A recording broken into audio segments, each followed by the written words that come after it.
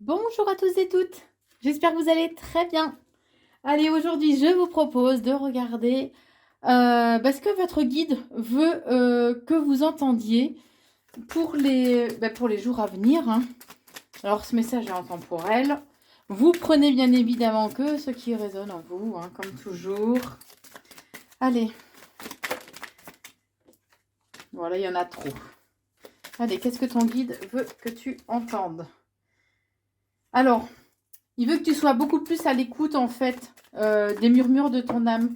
Il veut que tu sois beaucoup plus à l'écoute de ton intuition, de cette petite voix intérieure. Tu sais que des moments qui te dit des choses qui te semblent complètement illogiques.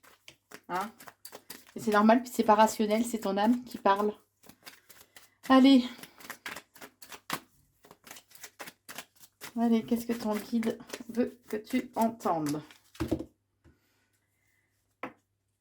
Alors, il aimerait que tu trouves un équilibre par rapport au poids émotionnel, en fait, que tu portes en toi.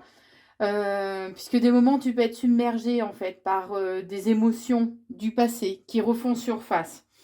Et, euh, et du coup, il serait bien que tu te reconnectes réellement à l'instant présent, de façon justement à ne plus être sous ce poids émotionnel qui vient t'envahir et qui te sape, en fait, le moral. Ton guide veut que tu saches qu'en tout cas, actuellement, tu es sur le bon chemin, que tes souhaits, en fait, vont bientôt être exaucés, ils ont été entendus, et ils seront exaucés, en fait, le moment venu, en temps et en heure, on est en train de me dire, d'accord. De façon à ce que tu puisses te reconnecter aussi à l'abondance. Connecte-toi à cette énergie d'abondance. L'abondance, c'est aussi de ne pas manquer, qu'on soit bien d'accord. Parfois, oui, on aimerait avoir plus, mais tant qu'on ne manque pas, même si des fois c'est ric-rac, bon, voilà quoi. Ton guide veut que tu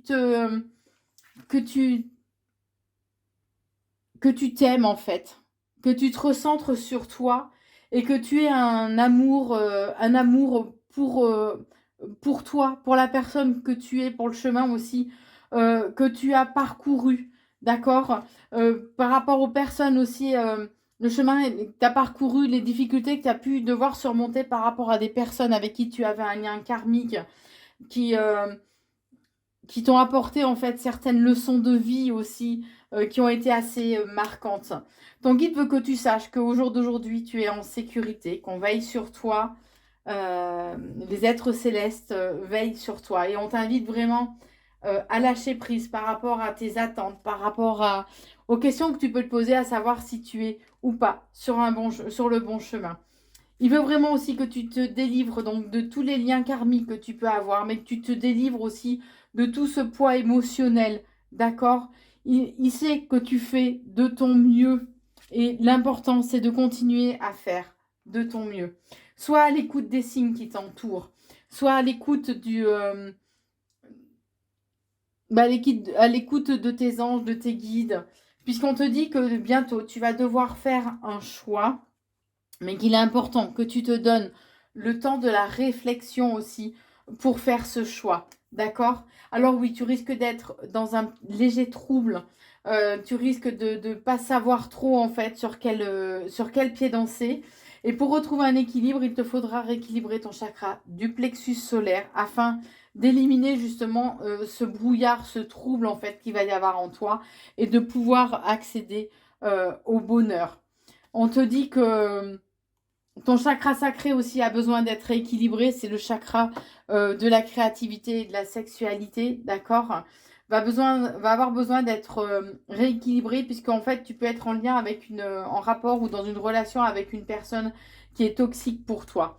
Et le moment est venu que tu te libères justement de ton passé de façon à pouvoir enfin avancer, te libérer justement de ces poids émotionnels que tu as en toi et de façon à pouvoir retrouver un équilibre, être plus dans le bonheur, la joie et, et te reconnecter à la lumière en fait, que tu puisses à nouveau briller en fait en toi. On te dit bien que le bonheur c'est la clé. Alors oui, il y a un certain cheminement à faire de façon à pouvoir accéder au bonheur, mais c'est comme si en quelque part c'était la carotte en fait hein, qui nous faisait avancer. On te dit qu'il serait bien aussi d'être beaucoup plus en fait dans la communication et que toutes ces épreuves, tu les as surmontées avec succès et que tu en ressors en fait grandi.